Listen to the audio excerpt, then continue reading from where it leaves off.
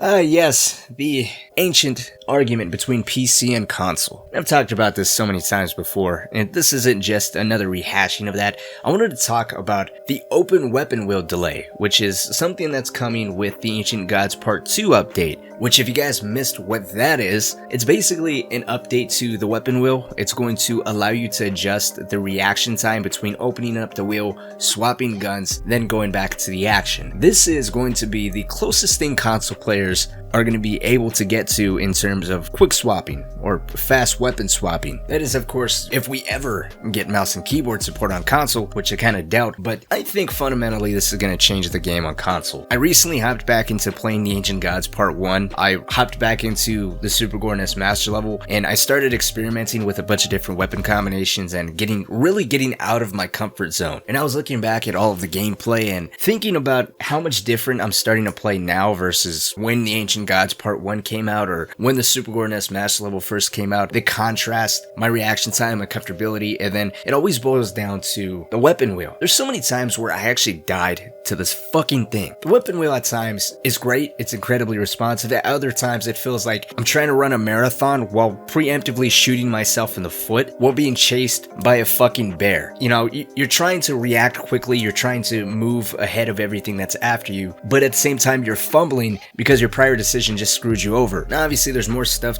to you dying than just the weapon wheel, but in moments like you falling off a ledge where you gotta pull up the shield mod, or let's say you're trying to go from precision bolt, super shotgun, lock-on mod, ballista, quick moments like that, you're always either gonna screw up and the weapon wheel either won't read the weapon you switch to, or you'll somehow accidentally pick the wrong gun. And those moments of frustration, at least for me, was very discouraging to break out of my comfort zone. Fuck that. I'm not gonna die on a nightmare, ultra nightmare run because the weapon wheel refuses to acknowledge the weapon that I picked. Nah, I'm good with my super shotgun ballista. That's all I need. And truthfully, I didn't like playing like that. I mean, yeah, I was successful for the most part, but it's boring. Just to rely on two weapons, as far as playing goes, is boring. As far as watching that gameplay goes, it's very fucking boring. So I've been trying to actively break out of my comfort zone, and I think increasing the responsiveness to the weapon wheel is going to give everyone a bigger incentive to break out of that routine, to break out of that habit of picking two guns, especially, you know, on console or anyone else that relies on the weapon wheel and doesn't have 800 buttons on their mouse, voice commands tied into their motherboard. I think it's a good incentive to really push everyone to experiment a little bit more. And I think it's all that much more important with the Ancient Gods Part 2 DLC. I mean, with the Ancient Gods Part 1, the UAC facility is considered to be the easiest level of the entire DLC. I still stand by the whole being the easiest simply because it's the shortest, minus the Seraphim fight, which is half the level. But the UAC facility is nothing more than a master level. There's no new demons tied into it. It's basically more demons with crazier variety thrown in,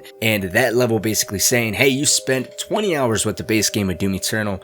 Show me what you learned. You know what I showed the DLC what I learned? I showed them that my PlayStation 4 control, when thrown directly on tile floor, can bounce 10 feet in the air with all the buttons intact. Which, side note, the fact that the PlayStation 5 controller has a drift and my controller can do that, there's a fucking problem. But that's basically what I showed it was, damn, I can't beat this level that's basically a repeat of the campaign the same way I beat the campaign. I was running into some trouble. And that was just me being stubborn and being hard-headed, but I love that I was forced out of my comfort zone, and I'm happy that this weapon wheel change is coming. Hopefully it's coming and it delivers in the way that everyone's expecting it to be, rather than a 2% difference in its reaction time and it still doesn't always register the weapons that you're picking, but I'm happy for it. And this begs the question of, well, is console going to be easier than PC now? I get asked the question all the time because if you guys are new to the channel, I play on both platforms. Console is my platform of choice. I do Ultra Nightmare guides. All my guides are done on console. So I get a lot of console players ask me, hey, should I switch over to PC? Which, I'll be honest with you, it's a completely different game.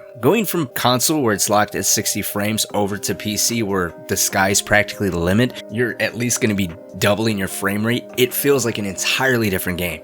Not to mention mods and all kinds of other replayability options. PC players are being fucking spoiled right now. Let's just say that. But I wouldn't say that console players are really at a disadvantage. Well, minus the content, but in terms of balancing, I wouldn't say console players are really at a disadvantage. I don't think the game is as hard as people make it out to be, but at the same time, with people now discovering that difficulty in terms of reaction time is tied to frame rate, I don't think console is as easy as people think it is in comparison to PC as well. I think they're both balanced perfectly on the platform. You know, console players still struggle in Ultra Nightmare. I've done Ultra Nightmare on both platforms, and it takes me a minute to go from console to PC and vice versa. It takes me a little longer to adjust on PC, actually. Maybe that's because I'm a little bit more accustomed to console, but I still wouldn't say that console's at a disadvantage. I would actually say this is a step where the DLC, and maybe even people that were struggling in the base campaign and the Ancient Gods Part 1, might be able to achieve Ultra Nightmare a little bit easier. And this really might just be me, but especially when it comes to the Seraphim fight, I feel like console should have been balanced a little bit more. I feel like that fight relies a little too heavily in terms of quick weapon swapping,